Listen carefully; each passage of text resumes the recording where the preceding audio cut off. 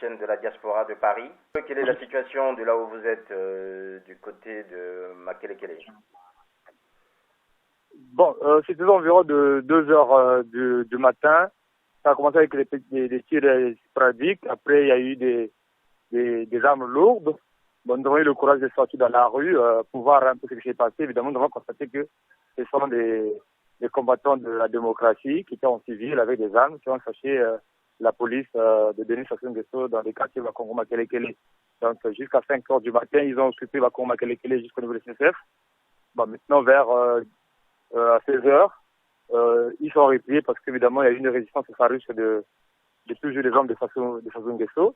Là, les commandants de la liberté se trouvent à Kinsundi et après le pont du Dué, et que la police de Sassou Nguesso ont dû rentrer de maison en maison pour racater la population et ensuite vraiment maltraiter la population. Dans ce sens, ils demandent que la population puisse se libérer des zones sud, vraiment, et ils, comment dire ça, ils sont en train de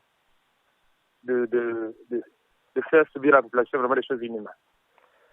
Alors, les combattants de la liberté, donc vous nous parlez des ninjas, c'est ça? Oui. Comment... C'est comme ça le dénommer, hein. Oui. Allez-y, vous pouvez le dire, oui.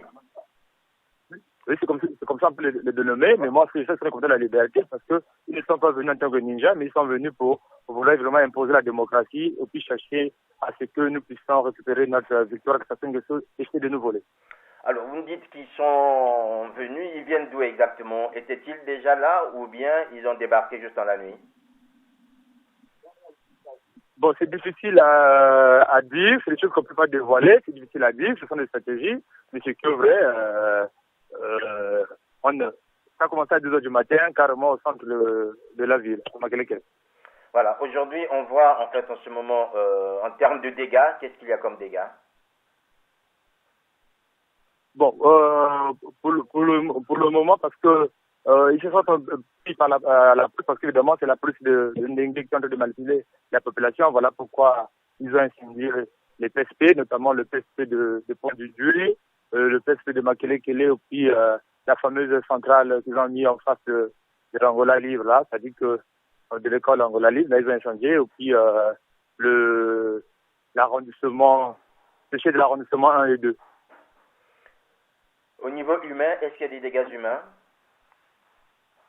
Oui, il y a des gens en uniforme qui sont tombés, et puis des civils, des gens en nombre de 3, et puis quelques gens qui ont eu des balles sales.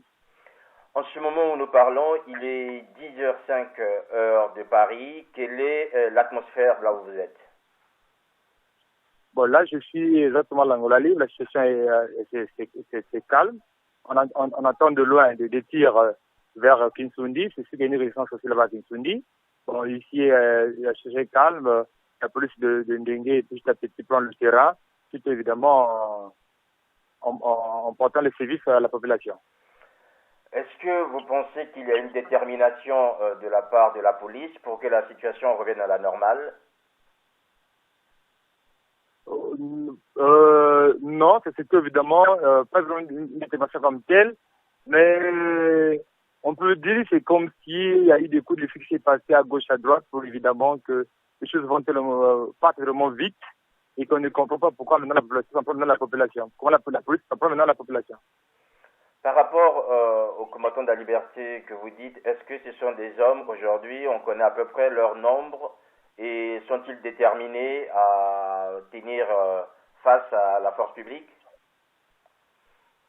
Bon, nombreux n'étaient pas armés, les armes on les comptait à peine.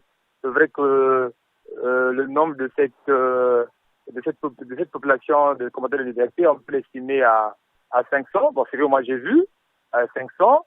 Bon, maintenant, quel est leur message? Ils disaient que nous avons fait notre travail, on vous a aidé à bouter Sassou Nguesso, que vous, la population civile, faites maintenant vraiment le vote. C'est-à-dire qu'ils demandent à la population à ce moment-là de se mettre maintenant dans la rue, ériger des barricades, évidemment, pour mettre vraiment front au projet de Sassou Nguesso. C'est ce qu'ils ont demandé. Donc, pour eux, ils sont venus donner un coup de pouce à la force de la population, qui semblaient un peu découragés, et puis ils devenaient un peu inertes à faire face à la situation actuelle. Est-ce qu'il y a des barricades? Est-ce que les gens peuvent circuler librement? Vers 6 heures, 7 heures, les barricades ont été érigées, mais pas vraiment consistant. Bon, maintenant là, il y a quelques camions qui passent, mais beaucoup plus de la force publique, ou puis des civils évidemment qui quittent les zones sud pour aller aux zones nord. Alors, est-ce que là aussi on voit beaucoup de civils partir, ou bien c'est des petits groupes où ce sont des femmes et des enfants?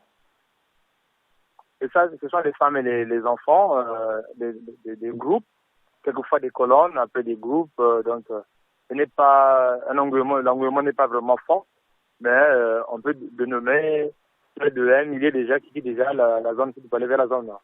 Quelles sont les zones, les quartiers les plus touchés dans le sud, là, en fait, par rapport à ce dont vous décrivez? Bon, le quartier la Tanaf, le quartier la Tanaf et la Fougère, ce sont des quartiers en ce moment-là qui sont en train de subir les affres de la police de Ndengue. Bon, de loin, on attendait des coups de canot vers Kinsundi. On suppose que là-bas aussi, ils sont en train de faire leur travail, ou soit ils sont butés à une résistance des hommes de la liberté, des forces de la liberté. Aujourd'hui, de là où vous êtes déjà, qu'est-ce que vous pouvez nous décrire? Qu'est-ce qu'il y a assez calme? Est-ce qu'il y a des gens que vous voyez qui sortent du côté d'Angola Libre? Comment est-ce que ça se passe? Est-ce qu'il y a l'activité économique en fait? Est-ce que les magasins sont ouverts ou tout est fermé?